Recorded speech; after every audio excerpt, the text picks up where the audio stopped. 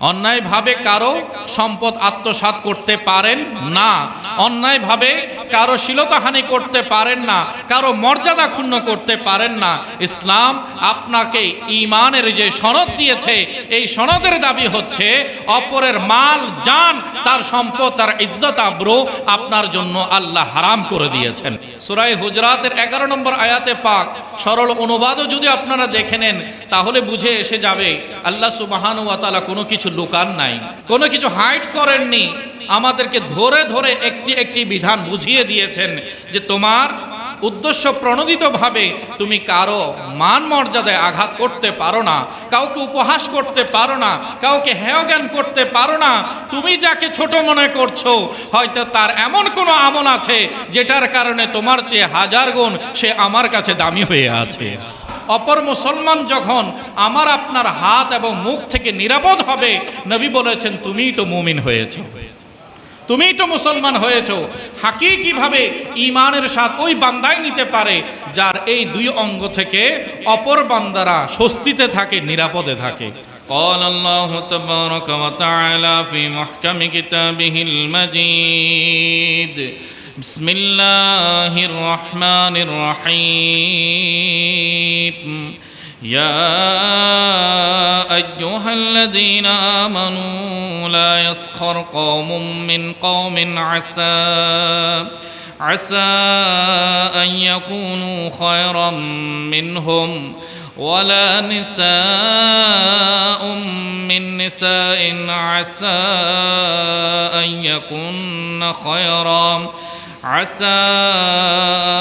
يكن خيرا منهن ولا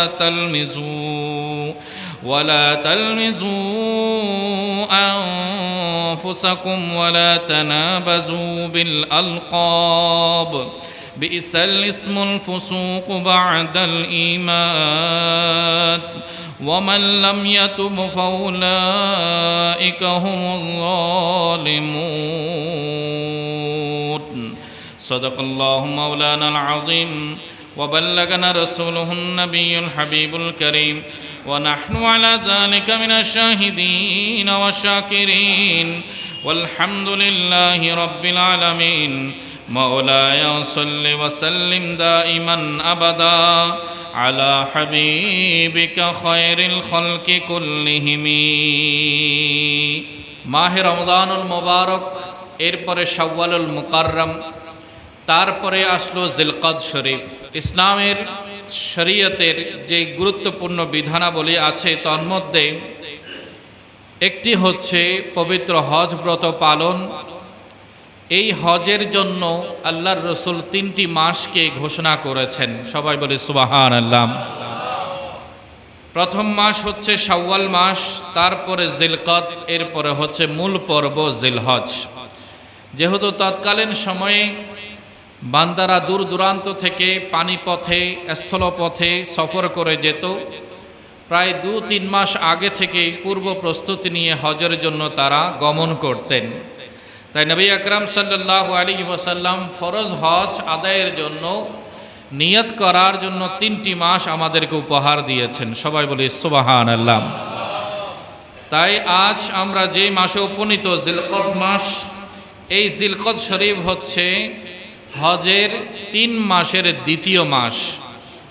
আর আল্লাহর ঘোষণা মোতাবেক 4 মাসকে আল্লাহ হারাম মাস হিসেবে, সম্মানিত মাস হিসেবে ঘোষণা দিয়েছেন। সেই 4 মাসের অন্যতম একটি মাস হচ্ছে পবিত্র জিলকদ শরীফ, যেই মাসের জুমাতে আমরা অংশ নিয়েছি। সবাই বলি আলহামদুলিল্লাহ। ইবাদতের প্রস্তুতিমূলক বিশ্রাম দেয়া হয়েছে এই মাসে। অপরাপর কোনো ফরজ ইবাদত এই মাসে আরোপ করেননি।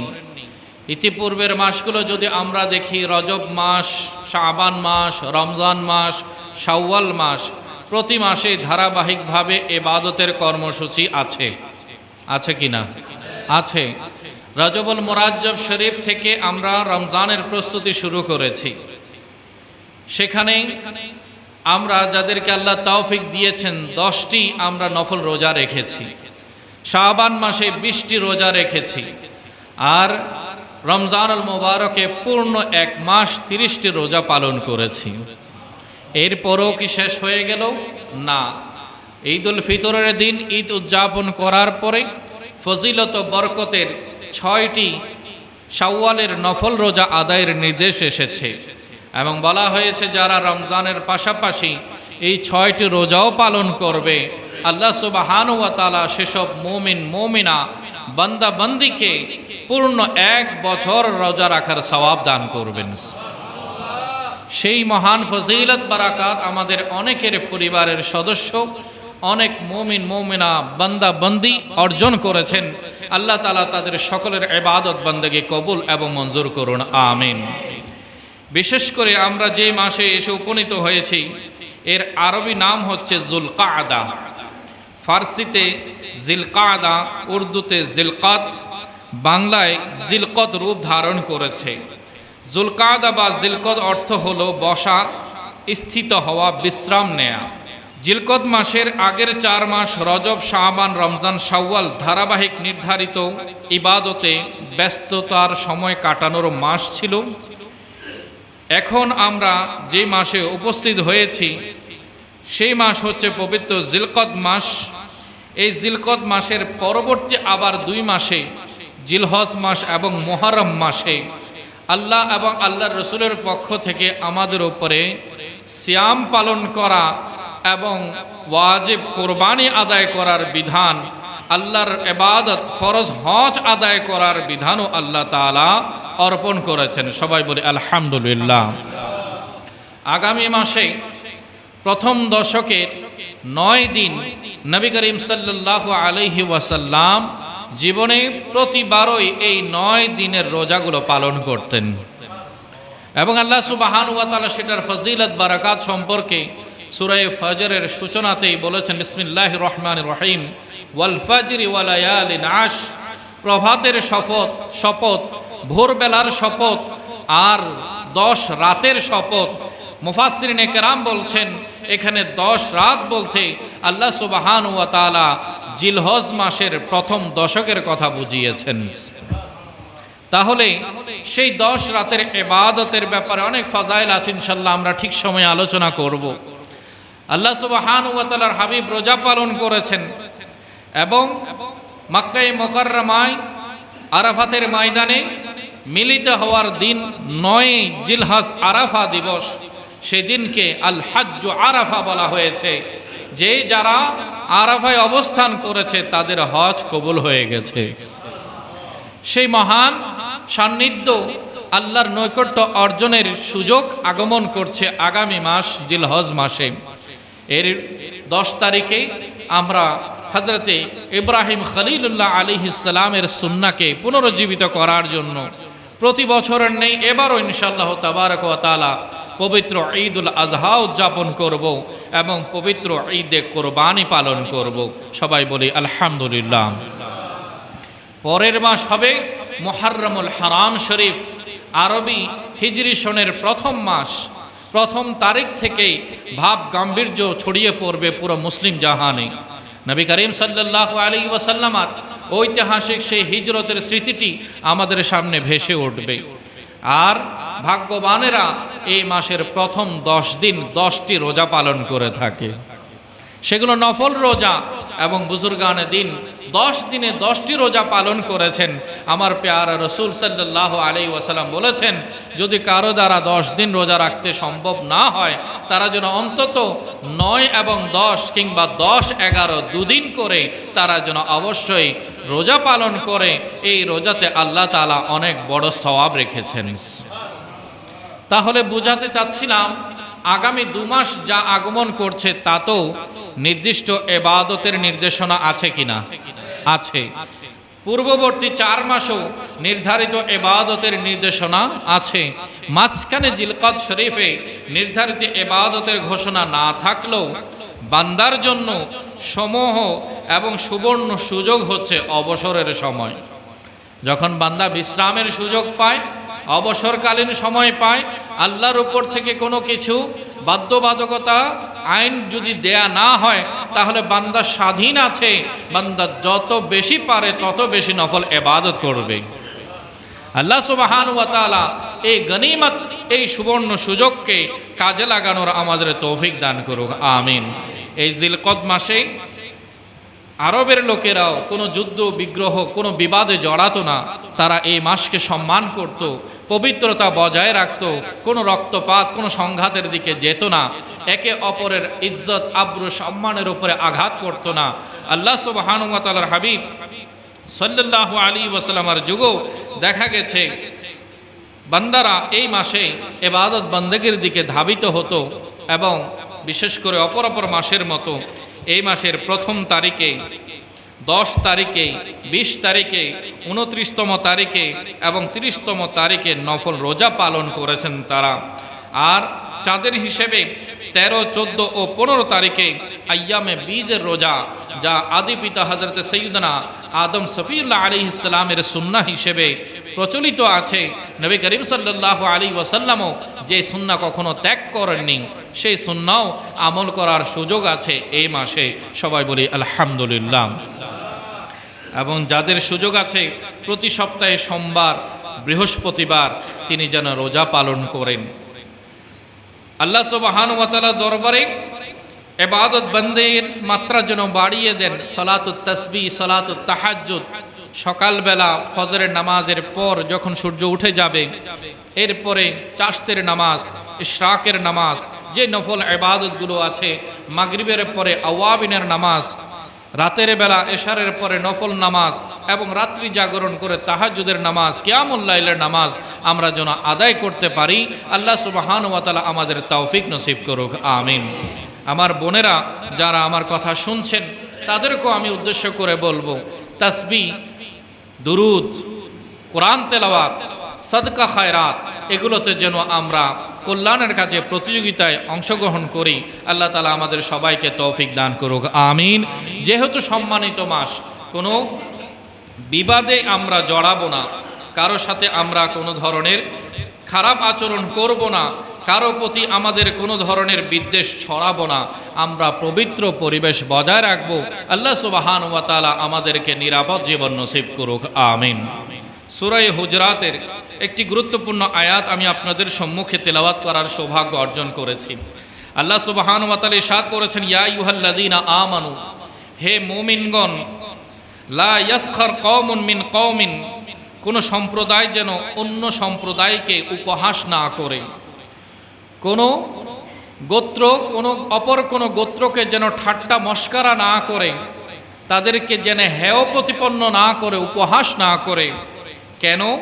আসা আইয়াকুনু খায়রাম মিনহুম, আল্লাহ সুবহানাহু ওয়া তাআলা বলছেন হতে পারে তারা তাদের চেয়ে উত্তম হবে। একটু বড় করে বলি সুবহানাল্লাহ।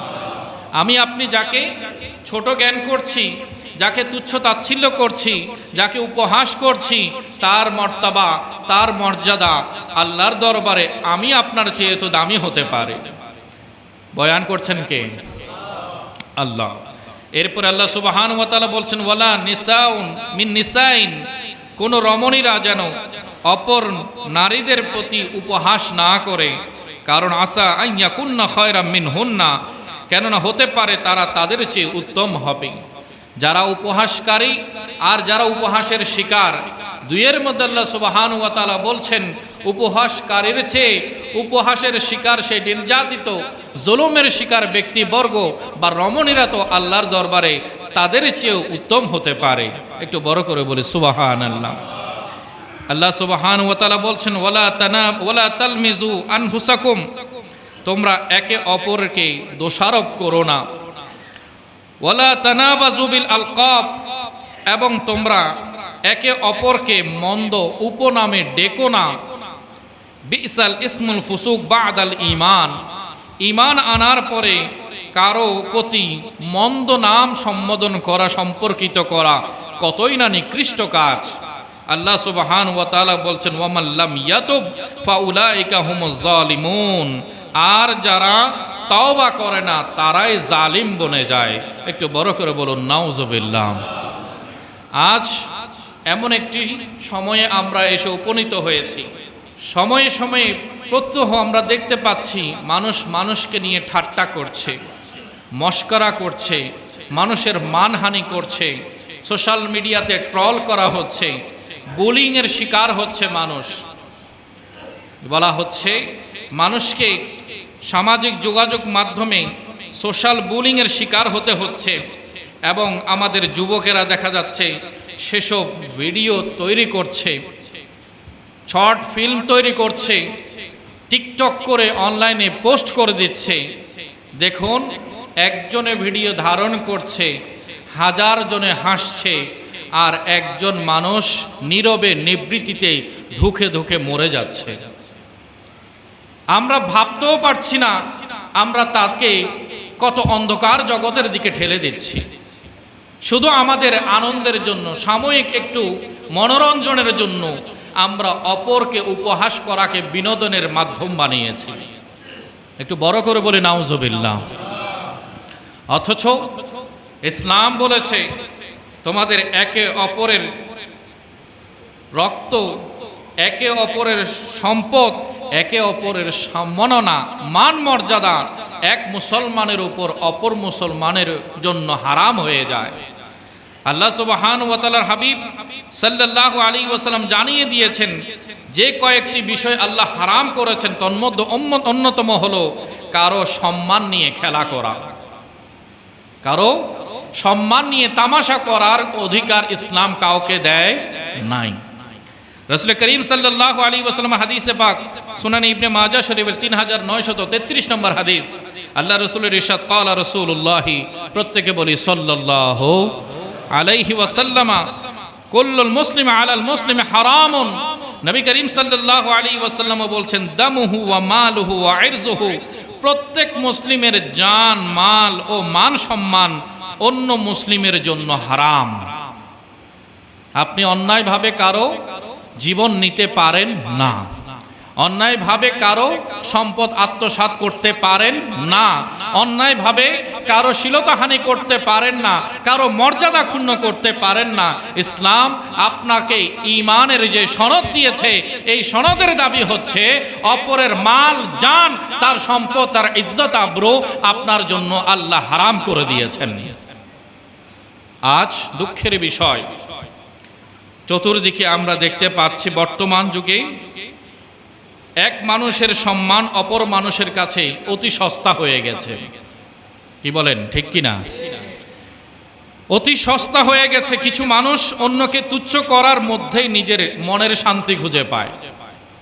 কাউকে একটু বাঁকা করে কথা বলতে পারলেই, কারো মান হানি করতে পারলেই যেন অন্তর্জ্বালা মেটানোর মহা ঔষধ পেয়ে গেছে। একটু বড় করে বলি না নাউজুবিল্লাহ। আজ অনলাইন অফলাইন সর্বত্রই যেন একে অপরকে তুচ্ছ করা, উপহাস করার প্রবণতা বেড়েই চলেছে। সোশ্যাল মিডিয়া তো আজ আমাদের বিবেক বুদ্ধিকে যেমন হেয় করে দিয়েছে, আমরা কিংকর্তব্য বিমূঢ় হয়ে গেছি, ইনে ফিক্স মোমেন্টে পড়ে গেছি। কি করব ভেবেই উঠতে পারছি না। আমার চোখের সামনে অপর মানুষের আত্মমর্যাদায় আঘাত করা হচ্ছে, আর আমিও স্ক্রিনে শেয়ার অপশনে ক্লিক করে সেটা আরো হাজার জনের কাছে ছড়িয়ে দিচ্ছি। একটু বড় করে বলুন নাউজুবিল্লাহ। প্যারা হাজরিন, কেউ যদি কাউকে উপহাস করাকে বিনোদনের মাধ্যম বানায়, সেটা কখনো ভালো কাজ হতে পারে না, বরঞ্চ সেটা আল্লাহর আইন লঙ্ঘন হচ্ছে। যে কাজ আল্লাহ নিষেধ করেছেন, সূরা হুজরাতের 11 নম্বর আয়াতে পাক সরল অনুবাদও যদি আপনারা দেখে নেন, তাহলে বুঝে এসে যাবে আল্লাহ সুবহানাহু ওয়া তাআলা কোনো কিছু লুকান নাই, কোনো কিছু হাইড করেননি। আমাদেরকে ধরে ধরে একটি একটি বিধান বুঝিয়ে দিয়েছেন যে তোমার উদ্দেশ্য প্রণোদিতভাবে তুমি কারো মান মর্যাদায় আঘাত করতে পারো না, কাউকে উপহাস করতে পারো না, কাউকে হেয়জ্ঞান করতে পারো না। তুমি যাকে ছোট মনে করছো, হয়তো তার এমন কোনো আমল আছে যেটার কারণে তোমার চেয়ে হাজার গুণ সে আমার কাছে দামি হয়ে আছে। হতে পারে কিনা? রাব্বুল আলামিনের ঘোষণা বাস্তবতা আছে কিনা? আমি আপনি মনে করছি যে সমাজের সেই গণনাই পড়ে না, কে তাকে গণে, তার কোনো সোশ্যাল স্ট্যাটাস নাই, তার সামাজিক কোনো মূল্যবোধ নেই, তাকে কেউ কোনো মেলা মজলিসে ডেকে আনে না, কিন্তু আল্লাহ সুবহানাহু ওয়া তাআলার দরবারে ওই বান্দার সম্মানের জায়গা থাকতে পারে কিনা? পারে। সেই জন্য আমাদের আপনাদেরকে একটু সতর্ক হতে হবে। আজ এই আয়াত শুধু একটি নিষেধাজ্ঞা নয়, বরঞ্চ এটি হৃদয়ের জন্য আয়না স্বরূপ। আল্লাহ বলেছেন, কারো উপরে জোরপূর্বক দোষ অর্পণ করিও না, কারো উপরে দোষ চাপিয়ে দিও না। এখন কোনো কিছু হতে না পারলে পার্শ্ববর্তী প্রতিবেশীর প্রতি আমরা আঙ্গুল তুলতে দ্বিধা করি না, আমার সহকর্মীর প্রতি আঙ্গুল তুলতে আমি দ্বিধা করি না, আমার পরিবারের অপর সদস্যদের উপরে আঙ্গুল তুলতে আমি দ্বিধা করি না। অথচ আল্লাহ বলছেন, তোমার নিয়ত সাফ রাখো, তোমার নিয়ত শুদ্ধ রাখো। তুমি কারো উপরে কোনো অভিযোগ তোলার আগে অনুসন্ধান করে দেখো। তোমার দায়িত্ব হচ্ছে কোনো মুমিন অনুসন্ধান করা ছাড়া, যাচাই বাছাই করা ছাড়া সিদ্ধান্ত নিতে পারে না। এটা তো আল্লাহ সুবহানাহু ওয়া তাআলা আমাদেরকে শিখিয়ে দিয়েছেন। তো বলেছেন, তোমরা আগে সেটা যাচাই করো, তারপরে যখন বিষয়টা চূড়ান্ত হবে তাহলে না হয় ঊর্ধ্বতন কর্তৃপক্ষ যা যা শাস্তি দেয়ার তা শাস্তি দেবে, তার ব্যাপারে যা যা মন্তব্য করার মন্তব্য করবে। এখন আমরা যাচাই বাছাই তো দূরের কথা, শোনা মাত্রই সাথে সাথে খারাপ মন্তব্য করতে দেরি করি না। কোনো ইনফরমেশন আসার সাথে সাথে আমরা ইতিবাচক ভাবি কম, নেতিবাচকটাই ভাবনায় আসে বলেন না বেশি। আমরা ইতিবাচক ভাবছি খুবই কম, কিন্তু কোনো কিছু আসার সাথে সাথে আমরা সেটাকে নিয়ে নেতিবাচক কিভাবে এটাকে ব্যাখ্যা করা যায়, অপপ্রচার অপব্যাখ্যা দেয়া যায়, সেটাতেই প্রতিযোগিতায় লিপ্ত হয়ে যাচ্ছি। একটু বড় করে বলুন নাউজুবিল্লাহ। আজ আল্লাহর কাছে আমাদের জবাবদিহি করতে হবে। বিশেষ করে অনেক ক্ষেত্রে দেখা যায় নিজের চেয়ে সব দিক থেকে সম্মানিত ও বড় ব্যক্তিকেও মানুষ তুচ্ছ করার চেষ্টা করে। আজ আমাদের তরুণ প্রজন্ম, যুব সমাজ, তাদের প্রতি আমি দৃষ্টি আকর্ষণ করছি। সোশ্যাল মিডিয়াতে কমেন্ট বক্সে লেখার স্বাধীনতা আছে বলে যে কারো ব্যক্তিগত বিষয়ে সেখানে কি লেখার অনুমতি আছে? সোশ্যাল মিডিয়াতে স্ট্যাটাস দেওয়ার অবারিত স্বাধীনতা আছে বলে যে কাউকে ট্যাগ করে তার মান মর্যাদায় হানি হয় এমন কোনো তথ্য প্রচার কি বৈধ হবে? কিন্তু আজ তা কি হচ্ছে না? যে কোনো কিছুতেই সোশ্যাল মিডিয়ার একটা রিঅ্যাকশন নিয়ে পর্যন্ত দাঙ্গা ফাসাদ লেগে যাচ্ছে, ঝগড়া বিবাদ লেগে যাচ্ছে, একে অপরে রক্ত ঝরাচ্ছে, একে অপরকে পদপিষ্ট করছে। আজ কি বলবো, সম্মানিত ব্যক্তিবর্গকে নিয়েও আমাদের ছোট ছোট বাচ্চারা পর্যন্ত ট্রল করা শুরু করে দিয়েছে।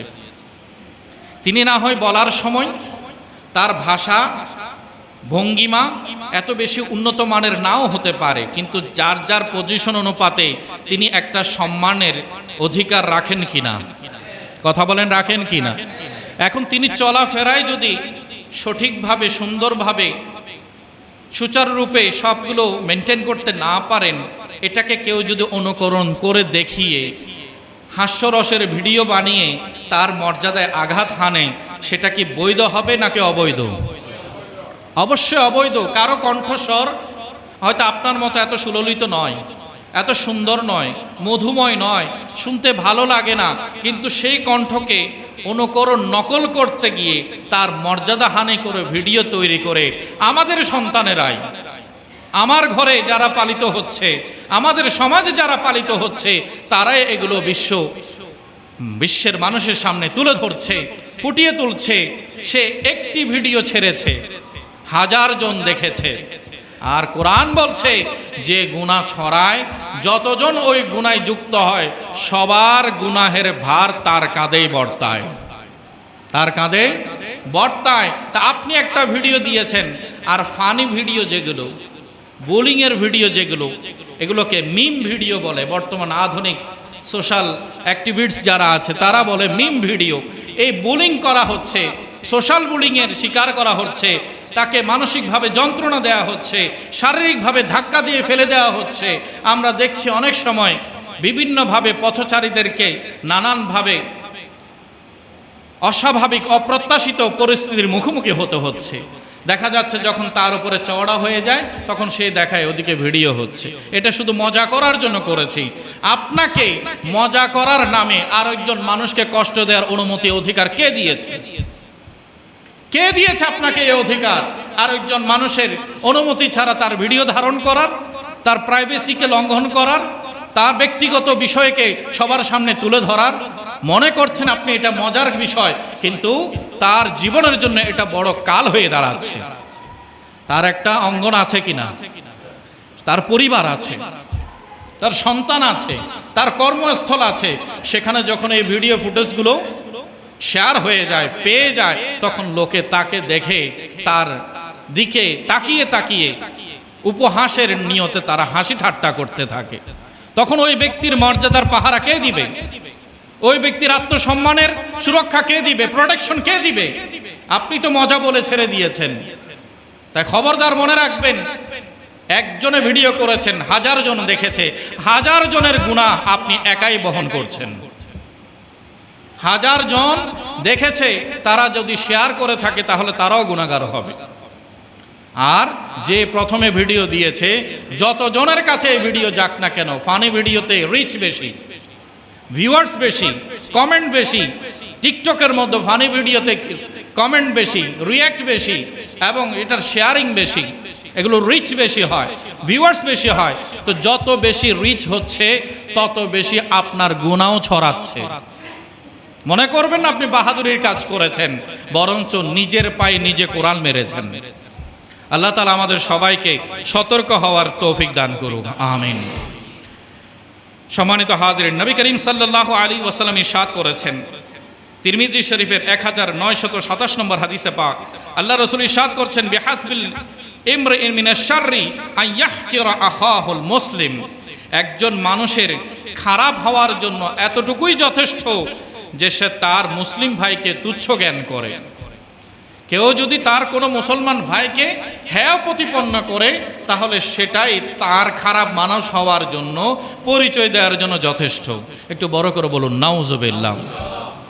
আজ আমাদের সন্তানেরা পর্যন্ত আক্রান্ত হয়ে যাচ্ছে, এসএসসি পরীক্ষা দিচ্ছে, দাখিল পরীক্ষা দিচ্ছে, দেখা যাচ্ছে মাননীয় শিক্ষামন্ত্রীকে নিয়েও তারা ট্রল করছে। তার বিভিন্ন সময়ের কথাকে নিয়ে তার মানহানি হয় মতো তারা কথা ছড়িয়ে দিচ্ছে। একটু কি আমরা বিবেক দিয়ে চিন্তা করব না? রাজনৈতিক অঙ্গনে একজন আরেকজনের প্রতিপক্ষ থাকতে পারে, কিন্তু এই শিশুগুলোর কাছে কি মেসেজ যাচ্ছে? আমরা যদি তাদেরকে এই অঙ্কুরেই যদি সংশোধন না করি, তাদেরকে যদি সুযোগটা করে দিই, সে যে কানো উপরেই ভিডিও তৈরি করবে, ট্রল করবে, বুলিং করবে, তার অনুকরণে তার কথাগুলোকে সে ছড়িয়ে দেবে, একটি হাসি তামাশার রম্যরসের রসদ তৈরি করবে, আর ওদিকে সম্মানিত ব্যক্তিকে অপমান করবে। এটা কি হতে দেয়া যায়? আপনাদের ব্যক্তিগত মতামত থাকতে পারে, পার্সোনাল, কিন্তু আমি কাজটার দিকে বলছি। আজকে হয়তো আমি আপনিও ঘর থেকে বের হওয়ার সাথে সাথে কোনো না কোনো ভিডিও ক্যামেরাম্যান দাঁড়িয়ে থাকবে। এখন তো হাতে হাতে সাংবাদিক, ঘরে ঘরে সাংবাদিক, কেউ কারো কাছ থেকে কোনো কিছু চিনতে চায় না, শুনতে চায় না, জানতে চায় না, নিজেই ভিডিও ধারণ করে। ক্যামেরাম্যানও সে, আবার রিপোর্টারও সে। কি বলেন? ক্যামেরাম্যান আর রিপোর্টার কমেছে নাকি বেড়েছে? বেড়েছে। এই বাড়াটা আমরা চাইনি। আমরা চাই সুস্থ সাংবাদিকতা, আমরা চাই সুন্দর জীবন, আমরা চাই সুস্থ, সুন্দর এবং সৎ ব্যবহার হোক সোশ্যাল মিডিয়া। এখানে যেন কেউ কারো জন্য কষ্টের বা দুঃখের কারণ না হয়। আপনার আচরণের কারণে এমন অনেকে আছে যারা আত্মহত্যা পর্যন্ত করেছে, সুসাইড করেছে, হারাম করেছে, পরিবার থেকে চলে গেছে, সমাজ থেকে দূরে সরে গেছে, একমাত্র তাকে ভিডিও ফুটেজের মাধ্যমে মানহানি করার কারণে। আল্লাহ তাআলা এমন গুনাহের কাজ থেকে, এটি শুধু গুনাহের কাজ নয়, মারাত্মক গুনাহের কাজ, কঠোর কঠিন কবিরা গুনাহ হচ্ছে, এটা থেকে যেন আমাদের সমাজ, আমাদের তরুণ প্রজন্মকে আল্লাহ হেফাজতে রাখেন, আমিন। রাসূল করিম সাল্লাল্লাহু আলাইহি ওয়াসাল্লাম হযরত আয়েশা সিদ্দিকা রাদিয়াল্লাহু তাআলা আনহাকে সতর্ক করছেন, দেখুন পরিবারকে সতর্ক করতে হবে। আয়াতে পুরুষের কথা যেমন এসেছে, নারীর কথাও এসেছে কিনা? এমন অনেক রমণী আছে যারা অপর রমণীর সৌন্দর্য সহ্য করতে পারে না, অপর রমণীর সুখের সংসার সহ্য করতে পারে না, জেলাসি ফিল করে। সে নিতে পারে না তার সুন্দর পোশাক পরিচ্ছদ, সে নিতে পারে না তার পরিবারের ভালো খাবার দাবার, সে নিতে পারে না তার পরিবার তার প্রতি সুন্দর আচরণ করে। সেটা আজ পরিবারে এতগুলো দ্বন্দ্ব কেন সৃষ্টি হচ্ছে? এর পেছনে কারণ হিংসা প্রত্যেকের মনে বাসা বেঁধে আছে। একটু বড় করে বলুন নাউজুবিল্লাহ। পরিবারে যেন এমন অসুস্থ চরিত্র ছড়িয়ে পড়তে না পারে, আমাদের অবদান রাখতে হবে। নবী করিম সাল্লাল্লাহু আলাইহি ওয়াসাল্লাম সবাইকে সতর্ক করতেন। হযরত আয়েশা সিদ্দিকা রাদিয়াল্লাহু তাআলা আনহা বলছেন, তিরমিজি শরীফের 2502 নম্বর হাদিসে পাক, قالت عائشة رضي الله تعالى عنها قلت للنبي صلى الله عليه وسلم حسبك من صفية كذا وكذا تعني قصيرا فقال لقد قلت كلمة لو مزجت بماء البحر لمزجته নবী করিম সাল্লাল্লাহু আলাইহি ওয়াসাল্লাম বলছেন, হযরত আয়েশা সিদ্দিকা বলছেন, আমি আল্লাহর রাসূলকে বললাম যে হুজুর, হযরতে সফিয়া তিনি তো এমন তিনি হাতের ইশারায় বোঝাতে চেয়েছেন তিনি খাটো আকৃতির, তার শারীরিক গঠন ছোট, এটা ইশারা করে বুঝিয়েছেন। এতটুকুতে আমার পেয়ারা রাসূল সাথে সাথে তাকে অফ করে দিলেন। বললেন, আয়েশা, যে কথা তুমি বলেছো এই কথা যদি সমুদ্রের পানিতে মিশিয়ে দেয়া হয় তাহলে গোটা সমুদ্রের পানি দূষিত হয়ে যাবে। একটু অনুভব করেন, শব্দ তো একটা, তিনি এই মুখও বলেননি, শুধু ইশারা করেছেন যে তিনি খাটো প্রকৃতির, তার শারীরিক গঠন ছোট, এটা শুধুমাত্র ইশারা করেছেন। নবীজি সাথে সাথে স্টপ করলেন, আয়েশা, যে কথা বলেছো দ্বিতীয়বার যেন না হয়। এই কথাটাকে যদি সমুদ্রের পানিতে রাখা হয়, বিশাল সমুদ্রের পানি সব এই একটি শব্দের কারণে দূষিত হয়ে যাবে। এখন আমি আপনি প্রতিনিয়ত কত কথা বলে যাচ্ছি, কতজনকে তিরস্কার করছি, হ্যাঁ প্রতিপন্ন করছি। কেউ যদি সোজা দাঁড়িয়ে হাঁটতে না পারে, পক্ষঘাত রোগে আক্রান্ত, অসুস্থ, প্যারালাইসিস, তাকে বিভিন্ন রকমের আঞ্চলিক ভাষায় ঠেসা করে তিরস্কার করে শব্দ বলা হয় কিনা? কেউ যদি চোখে না দেখে, তার চোখের দৃষ্টিশক্তি নাই, এটাকেও অনেক খারাপ ভাষায় ব্যঙ্গ করে বলা হয়। কেউ যদি কানে শুনতে না পায়, কেউ যদি মুখে বলতে তোতলায়, তাকেও আমরা মানহানি করে নানানভাবে শব্দ উচ্চারণ করি। অথচ নবী করিম সাল্লাল্লাহু আলাইহি ওয়াসাল্লাম বলছেন, আয়েশা, একটা কলেমাকেও ভয় করো। এই কলেমা যদি সমুদ্রের পানিতে মিশিয়ে দেয়া হতো তাহলে গোটা সমুদ্রের পানি দূষিত হয়ে যেত। একটু বড় করে বলুন নাউজুবিল্লাহ। আল্লাহ তাআলা আমাদেরকে সম্মানিত হওয়ার এবং সম্মানিত করার তৌফিক দান করুক। একজন মুসলমান, সত্যিকার মুসলমান কে হবে? আমার পেয়ারা রাসূল ১৫০০ বছর আগে ঘোষণা দিয়ে গেছেন। নবী করিম সাল্লাল্লাহু আলাইহি ওয়াসাল্লাম বলছেন, এই যে মানুষকে তুচ্ছ করছো, হেয় প্রতিপন্ন করছো, এটা কেবল গুনাহের কারণ নয়, বরঞ্চ তোমার ঈমান নষ্ট হওয়ারও কারণ হতে পারে। এটার কারণে তুমি ঈমানও হারা হতে পারো। নবী করিম সাল্লাল্লাহু আলাইহি ওয়াসাল্লামের হাদিস সহিহ বুখারী শরীফের ১০ নম্বর হাদিসে পাক, আল্লাহ রাসূল ইরশাদ করছেন, আল মুসলিমু মান সালিমাল মুসলিমুনা মিন লিসানিহি ওয়া ইয়াদিহি। নবী করিম সাল্লাল্লাহু আলাইহি ওয়াসাল্লাম বলছেন, প্রকৃত মুসলিম সেই যার জিহ্বা এবং হাত থেকে অন্য মুসলমান নিরাপদে থাকে।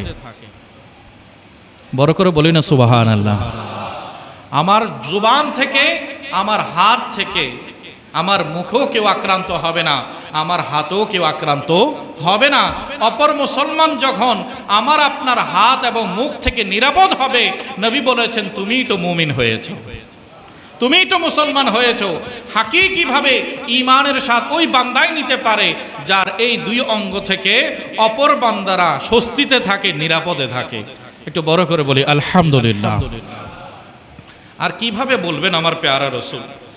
প্রত্যেকটা বিষয় ধরে ধরে বুঝিয়ে দিয়েছেন যে উম্মত, তোমরা কারো উপরে আঘাত করিও না, তোমরা কারো উপরে কাউকে তুচ্ছ জ্ঞান করিও না। তুমি ছোট হয়ে বড়র সম্মানহানি করিও না। এগুলো মনে রাখবে যে উদাহরণে বলা চলে যে হাতি মানুষকে আক্রান্ত করে না, কামড় দেয় হাতি? মানুষকে কি হাতি কামড় দেয়? না, মশায় কামড় দেয়। কিসে কামড় দেয়? মশায় কামড় দেয়। ঠিক তেমনি সম্মানিত বড়জনকে যারা আক্রমণ করে এরা বড় মানুষ নয়, এরা বড় ছোট মানুষ, এরা হীনমন্য মানুষ। এদের বিষণ্ণতা, এদের হীনমন্যতার বহিঃপ্রকাশ হয়, তারা সম্মানিতকে আক্রান্ত করতে থাকে। একটু বড় করে বলুন নাউজুবিল্লাহ। সম্মানিত হাজরিন, পরিশেষ এই কথাটাই আপনাদের সামনে আমি রাখতে চাই। নবী করিম সাল্লাল্লাহু আলাইহি ওয়াসাল্লামের সুন্নাহকে আমরা আঁকড়ে ধরব, পাশাপাশি আমাদের জীবনে এমন কোনো অপ্রত্যাশিত বিষয় যেন না এসে পড়ে। আমরা যেন সুন্দর সমাজ উপহার দিতে পারি, আমাদের সন্তানগুলোকে সুস্থ সংস্কৃতি পরিচালনা করার, সুস্থ আদর্শ চরিত্রবান হওয়ার ক্ষেত্রে আমাদের অবদান রাখতে হবে।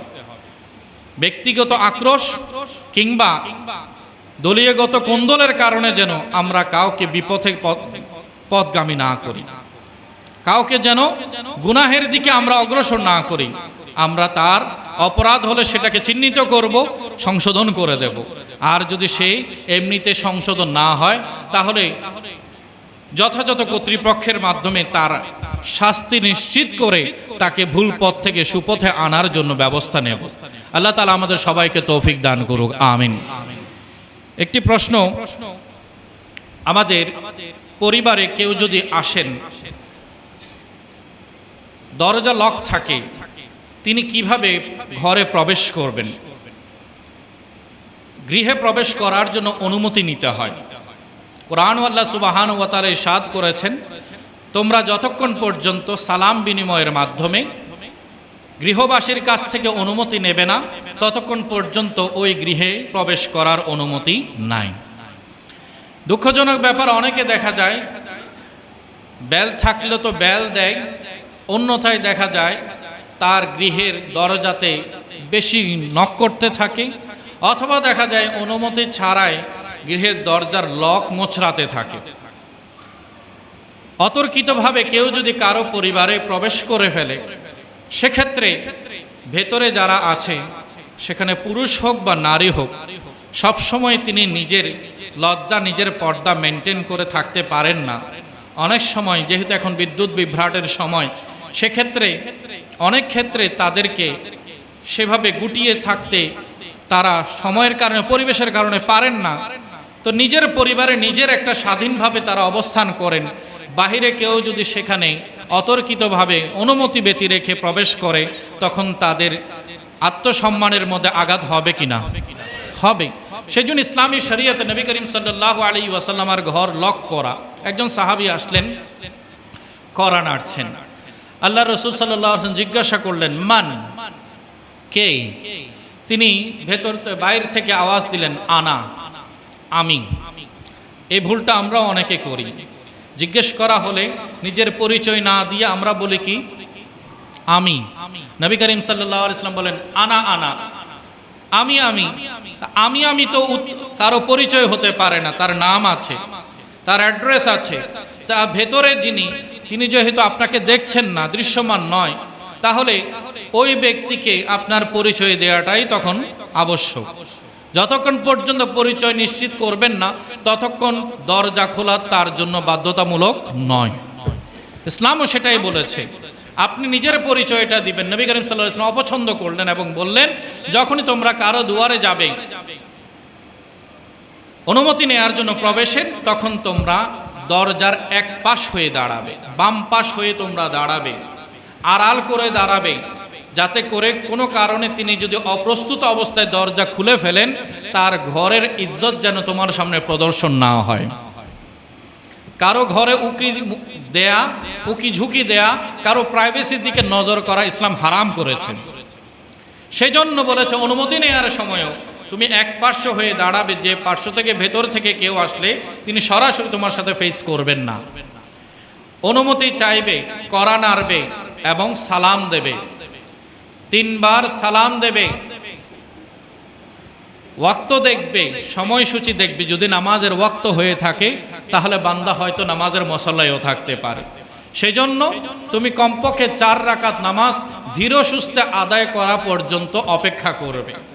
এরপরে যদি ভেতর থেকে এসে দরজা খুলে তোমাকে ভেতরে প্রবেশের অনুমতি দেয়, তবে সালাম দিয়ে তুমি প্রবেশ করবে। এর আগ পর্যন্ত নিচ থেকে দরজা লক মুচড়িয়ে খুলে কিংবা অনুমতি ছাড়া জবরদস্তি কারো ঘরে প্রবেশ করার অনুমতি নাই। আমাদেরকে এই মাসালাটা মনে রাখতে হবে। আল্লাহ সুবহানাহু ওয়া তাআলা আমাদের সবাইকে সুস্থ সমাজে থাকার তৌফিক দান করুক, আমিন।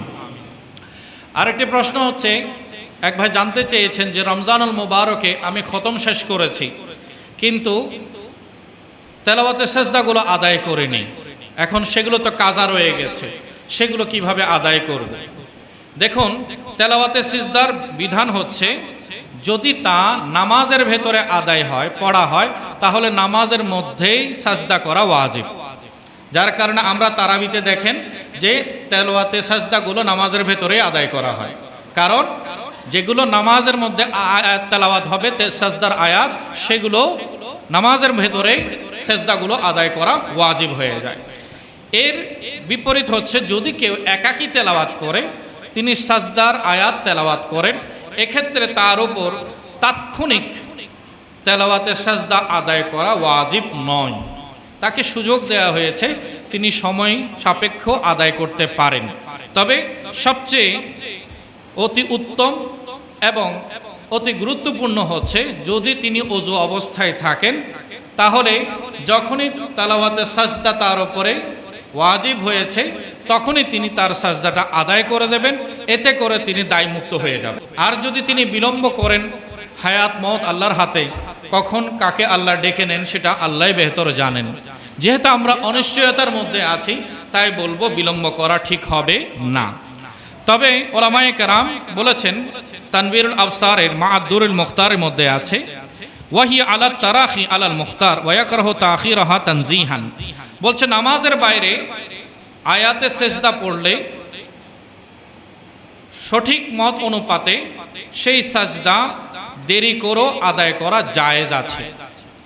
আর তবে যদি বিনা কারণে সে দেরি করে, সেটাকে মাকরুহে তানজিহি বলা হয়েছে, তাও অপছন্দনীয় বলা হয়েছে। তা আমাদের দায়িত্ব হচ্ছে আমরা ঠিক সময়ে তেলাওয়াতে সাজদা আদায় করব। আর জিনার তেলাওয়াতে সাজদা কাজা আছে তাকে বলবো তিনি যেন একটি একটি করে প্রতিটি তেলাওয়াতে সাজদা আদায় করে দেন, কারণ এগুলো আদায় না করলে কবিরা গুনাহ হবে। যেহেতু তার উপরে ওয়াজিব হয়ে গেছে, তাকে অবশ্যই সেই তেলাওয়াতে সাজদাগুলো আদায় করে দিতে হবে। আল্লাহ তাআলা আমাদের সবাইকে আমল করা তৌফিক দান করুক, আমিন। ওয়া মা আলাইনা ইল্লাল বালাগ। আসসালামু আলাইকুম ওয়া রাহমাতুল্লাহি ওয়া বারাকাতুহু।